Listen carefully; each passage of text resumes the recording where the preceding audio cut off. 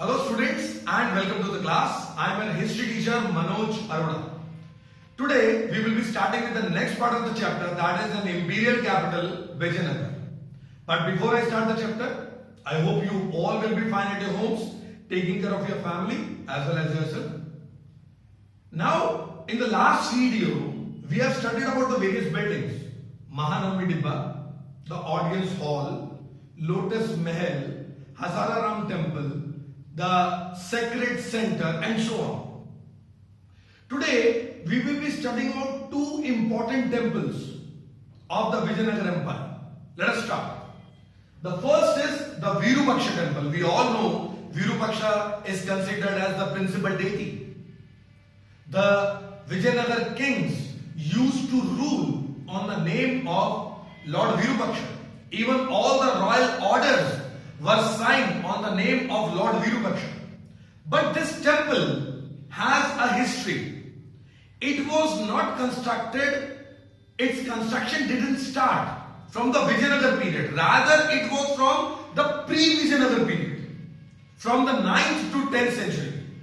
But its major construction, the contribution is given by Krishnadeva Raya. When he ascended the throne, he had made the hall in front of the shrine. Not only this, the eastern gopuram was also made by him. The complex got smaller. Now you understand, the original shrine, the original temple had comparatively a low space.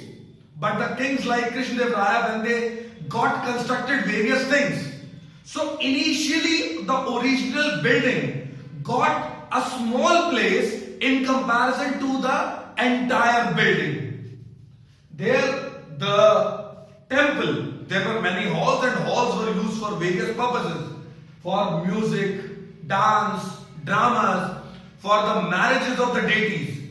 For the marriages of the deities, there were certain special images which were kept in the small central shrine and were taken out for this special purpose only. Special images in the central shrine, as I told. The next is Vitthal temple. It is again one of the great examples that how the Vijayanagar kings tried to incorporate the various religious activities of the nearby regions also. Vitthal, Lord Vitthal is considered as the form of Lord Vishnu, who is worshipped in Maharashtra. Now, the kings, the Rayas of Vijayanagar, they had assimilated this ritual into their own and started worshipping Lord Vitthal. This entire temple is made up in the form of a chariot, a huge chariot. And there are streets moving on with it, and streets are moving from the gateways to the outside. And there are pavilions. And in these pavilions, the merchants have got their shops constructed. The shrine is in the form of chariot extended to the temple gopuram. There would be a gopuram. We know, and I taught you in the last part also, that gopurams were one of the important part of the temples. The streets paved with the stone slabs. The streets were there which were paved with the stone slabs. Now how would to plot the palaces, temples and bazaars? It was rather a little complicated process and a long drawn process actually. Mackenzie had collected a lot of information and he tried to mix up, tried to match up, tried to compare this information with all the records which were left by the travelers of that time. And according to that, many of the historians, I will take this point once again when I will explain another topic also. In this site was preserved, this entire site of this temple and the various temples, preserved by Archaeological Survey of India, Karnataka. In 1976, Hampi was declared as a place of national importance and is now being taken care of. In 1980, a huge project was launched. This project was basically to know more about the Vijayanagar Empire. The people, the historians from all over the world, the archaeologists had taken part in this launching and they had given a lot of contribution to know about this great empire. Now, how was the mapping done?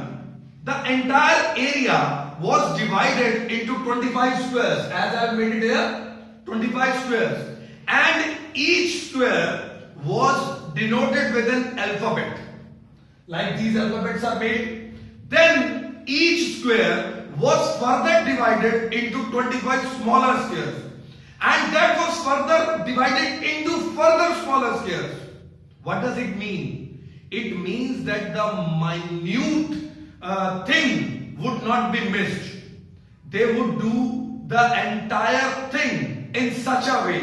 They would take care of all the visible things, the temples, the palaces, the bazaars, the markets, the pavements, the streets, the roads, the gopurams. Each and everything was properly marked so that nothing important could be missed while making these maps. The surveys recovered the documents and the traces. We could see the markets and the platforms also during that time.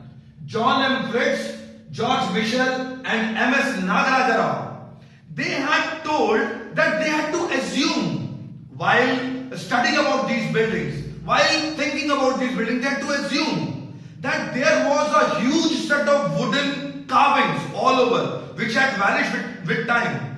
But it is not that they had started assuming by themselves. No.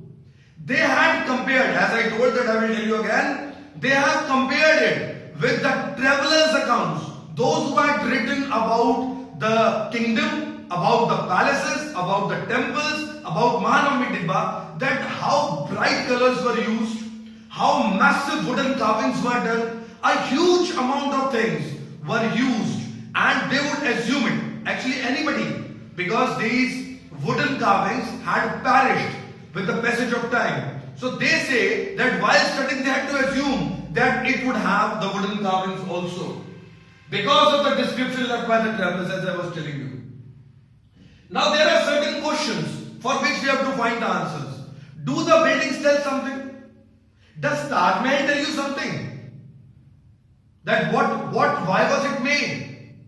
And with which perception it was made? Yes, you all know that. Similarly, the buildings which are found in Vijayanagar, it tells about the mindset, the idea of the builder, the idea that who had commanded to make this building, the merchants, those who had donated or not, the common people, what they thought when they passed from these buildings, each and every aspect that building can tell. What are the carvings made on the building? What was the thought while making that building? And so many things. The buildings tell us the way the spaces were organized. If building tell us that the space was made, firstly it was managed, then the building was made. At the same time, the fortifications would tell that at what level the defense was. I told you in the previous video that it was taken care of that the kings of Vijayanagar, they had tried to incorporate the agricultural fields within the fort. Now that was also a mindset, a great activity, a great thought taken by the kings at that time in order to defeat the enemies or the opposition who is waiting outside. Buildings would tell the ideas of the people, those who are constructing it, the culture prevailing at that time, the ideas of the patrons, again the same thing. But do we get information about the ordinary people? Were ordinary people allowed in these buildings?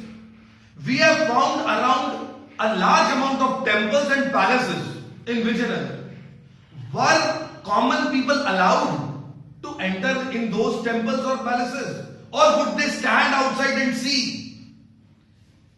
The ordinary people, and about the labor.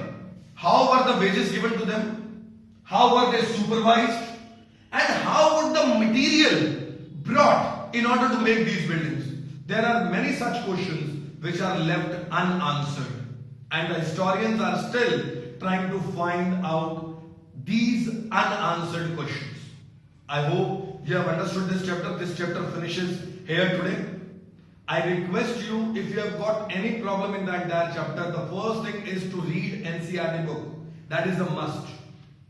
After that, if you get any problem, please do let me know in the comment box or come to me in the morning section arranged by the school. Please do like and subscribe the channel. Write your name, class and section in the comment box. If still you get any problem, we are always there for you. Thank you. God bless you.